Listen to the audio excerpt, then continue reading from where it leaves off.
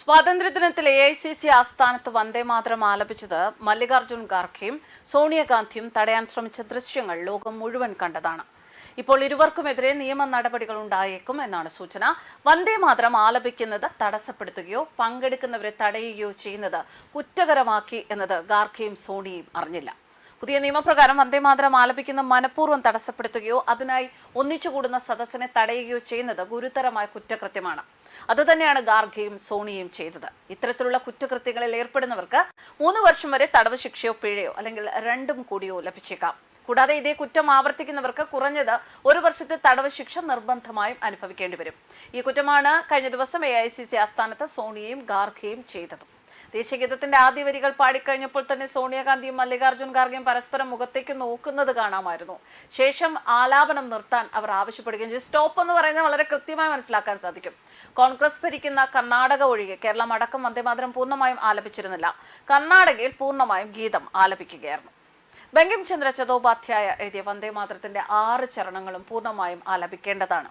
ഇനി ഇതിന്റെ പ്രോട്ടോകോളിനെ കുറിച്ച് പറയാം. അത് അറിഞ്ഞിരിക്കുന്നത് എപ്പോഴും നല്ല ഒരു കാര്യം തന്നെയാണ്. വന്ദേമാതരത്തിന്റെ സമയത്ത് അറ്റൻഷനായി നിൽക്കണമെന്ന് കേന്ദ്ര ആഭ്യന്തര മന്ത്രാലയം പുറപ്പെടുവിച്ച പ്രോട്ടോകോളിൽ പറയുന്നു. വന്ദേമാതരത്തിന്റെ 150ാം വാർഷിക ആഘോഷത്തിന് തുടക്കമിട്ടതിന് പിന്നാലെയാണ് ദേശീയ ഗീതത്തിന് പ്രാമുഖ്യം നൽകുന്ന മാർഗനിർദ്ദേശം വന്നത്.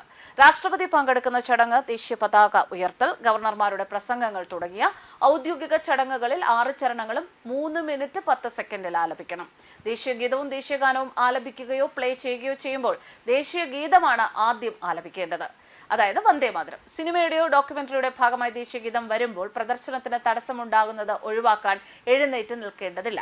എല്ലാ ദിവസവും സ്കൂൾ പ്രവർത്തികൾ ദേശീയ ഗീതാലാപനത്തോടെ ആരംഭിക്കണം. സംഘമായി ആലപിക്കുമ്പോൾ വരികൾ തെറ്റാതെ ഒരേ സ്വരത്തിലാകാൻ ആവശ്യമായ സംവിധാനങ്ങൾ ഒരുക്കണം. മന്ത്രിമാർ പങ്കെടുക്കുന്ന പ്രാധാന്യമുള്ള പരിപാടികളിൽ വന്ദേമാതരം അഭികാമ്യം. വിദ്യാർത്ഥികളിൽ ദേശീയഗീതം, ദേശീയ ഗാനം, ദേശീയ പതാക എന്നിവയോടുള്ള ആദരവ് വളർത്താൻ നടപടി സ്വീകരിക്കണം. ഇത് ഒരു രാജ്യത്തിൻ്റെ ഐക്യത്തിനും അഖണ്ഡതയ്ക്കും ഒക്കെ കാരണമായ ചില പ്രതിബിംബങ്ങളാണ്. അവയെ സംരക്ഷിക്കുക, ആദരിക്കുക എന്നത് ഓരോ പൗരന്മാരുടെയും കടമ തന്നെയാണ്. ആ ഉത്തരവാദിത്തമാണ് കഴിഞ്ഞ ദിവസം നിറവേറ്റാൻ സാധിക്കാതെ ഇറ്റലിക്കാരിയായ സോണിയാഗാന്ധി സ്റ്റോപ്പ് എന്ന് പറഞ്ഞത്. എന്തായാലും ഇനി ആ ശിക്ഷാ നടപടികളിൽ നിന്ന് രക്ഷപ്പെടണമെന്നുണ്ടെങ്കിൽ ചിലപ്പോൾ നരേന്ദ്രമോദി വിചാരിച്ചേ പറ്റൂ. News desk karmas.